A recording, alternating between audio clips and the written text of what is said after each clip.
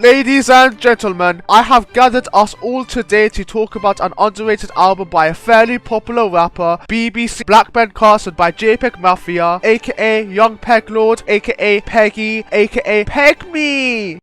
What the actual fuck? This album came out in 2016. There are 19 songs on it. My age in 2016 was 19. I was 9. 2016 was a really great year for music culture. Many iconic albums released that year, even from artists who we would have never expected to drop, like David Bowie, A Tribe Called Quest, and Danny Brown, all in the same year. Yes! Yeah. One got me feeling blessed. One had me feeling stressed. One made me straight up depressed. Rick Ross has some nice breasts, and don't forget Radiohead 2. That one also got me feeling depressed. But one specific 2016 album I felt should be talked about more is Black, and that brings us to the topic. I think I like BBC. At this period of time, while JPEG Mafia was out there grinding, making good music that was still underground at the time, I was out there being 9 years old, watching some iCarly on the TV. What's Gibby thinking about? Let me put you on the chalkboard. I used to love that show when I was a kid. The creator of the show would have loved me too. Black Ben Carson would be the first solo studio album that Peggy would release under his newly changed JPEG Mafia name at the time. He wasn't Devon Hendrix no more. BBC also used to be a double album. I just want to say Free Palestine and the genocide, and the BBC is complicit. Alright, we're here to talk about A-level results. Alright, thank you for your thoughts. We're here to talk about A-level results today. Gaza, a whole different subject.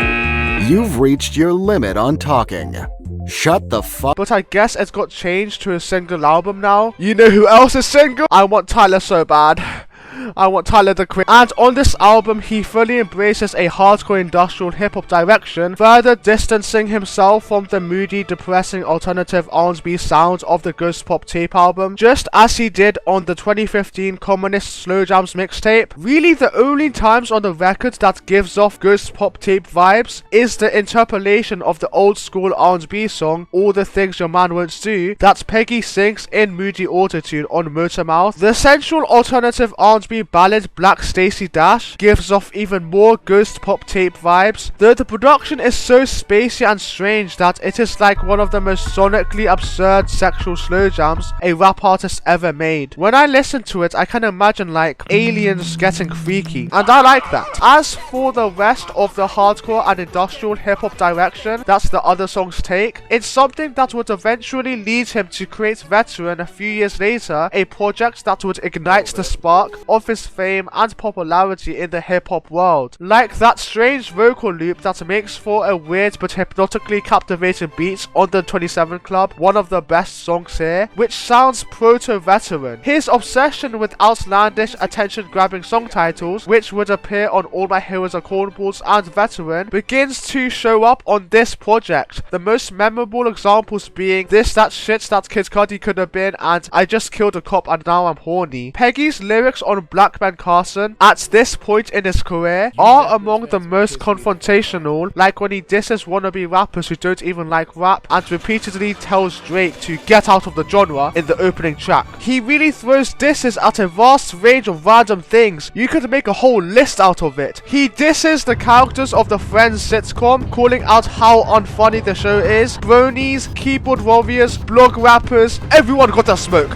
Everyone got a... He also throws jabs at more serious issues though, like how Steve Austin got a slap on the wrist for abusing his wife, and he expresses frustration that this abusive behavior was largely forgotten. Calling out domestic abusers is something I wish was more common in rap music. His vocal delivery is much more angrier and more aggressive than ever before at this point in time too. Both of these aspects would become stronger characteristics of the Veteran album. In other words, Black Ben Carson walked so Veteran could run. Much of the production production on this album sounds like JPEG Mafia challenged himself to create the hardest hitting and most unhinged beats while keeping them eerily minimal at the same time. Take all caps no spaces for instance. On paper, it's just distorted bass, percussion and 808s, but to the ears, it's like a crispier version of On Sight. The bass even gets more distorted than it is in On Sight at one point, like it full on breaks the sound barrier. It kind of takes me back to the distorted trap beats that dominated the SoundCloud rap era. If Peggy was influenced by that in any way on this song, he twists it in a way that makes it sound disturbing and eerie. The beat on Digital Blackface sounds like a tornado spinning around inside my ears. The beat on CUCK sounds like a UFO crashing and then getting reincarnated. The hook might be the loudest that Peggy has ever laid down on tape. The beat on You Think You Know is like the sound effect of a gunshot and a door slam playing back to back on a loop. The title track has one of the most addictive mosh pit hooks on the entire album. It also has what sounds like an alarm playing throughout the beat that gets me hyped up. The production style in the second half of the album is similar to the first half, except there are more of these lullaby-like keys reminiscent of the Ghost Pop tape. Either that or the beats are slower but less minimal. This style, which many of the beats adopt, really makes the 27 Club stand out as its beat sounds so far detached from everything else on this album. It doesn't have the hard-hitting minimal vibe like Iceman Crack or Drake ever does. It is its own unique thing. Its hauntingly eerie vocal loop is super captivating. The vocal layered hook is spooky and infectious, and the verses where Peggy goes into the perspective of legendary musicians who are part of the 27 Club, people who died at the age of 27, makes the song by far the most lyrically creative and conceptual cut on the album. The song 2015 Was a Good Year has aged in a way that makes it really depressing to listen to when thinking about the situation JPEG Mafia was in at the time, but in the context of the present day, it actually feels happy and uplifting. Peggy raps about his financial struggles and how his music wasn't widely known, something that echoes throughout the album and is reflected in this track as well. He expresses how much of a life he feels he's missing out on and how crushing it is to watch others be rich and successful, everything he's working so hard to become. But now, as we all know, JPEG Mafia is far more famous and beloved than he has ever been. It's safe to say he's in a much better position today. Overall, this album is bloated and does contain some filler, something that's to be expected from a standard 19 track album. The weaker tracks lack memorable vocal melodies and the instrumentals don't bring anything unique to the table. They often resemble other better beats on the same album, just less interesting versions. I'm mostly referring to Plastic and Boy. That Butch Dawson hook makes me want to fall asleep. Compared to JPEG Mafia's other albums, the production here feels more limited too. His future work showcases a much broader and more adventurous sound palette, but in conclusion, I like BBC.